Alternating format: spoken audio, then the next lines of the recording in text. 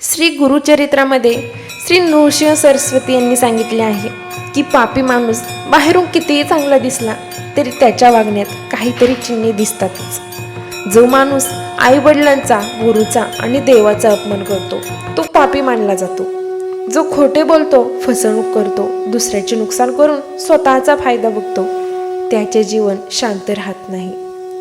दुसऱ्याच्या दुःखात आनंद मावणारा, मत्सर करणारा, हा नेहमी वाईट विचार करणारा मनुष्य स्वतःच आपल्या पापाचे फळ भोगतो।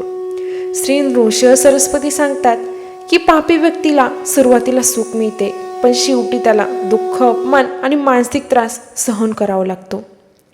ज्याच्या घरात सतत भांडण, राग, अपशब्द आणि अन्याय असतो ना, तिथे लक्ष्मी आणि शांती राहत नाही। जो गरीब, भुकेला, वृद्ध, प्राणी किंवा निराधार लोकांना त्रास देतो ना, त्याच्यावर देवाची कृपा राहत नाही। गुरुचरित्रात असेही सांगितले आहे की पाप लपवता येते, पण त्याचे फळ लपवता येत नाही। पापी माणसाचे मन कधीच शांत नसते, त्याला भीती, अस्वस्थता आणि सतत चिंता त्रास देत राहते। परंतु श्री नृसिंह सरस्वती एक मोठा मार्गही सांगतात बरं का।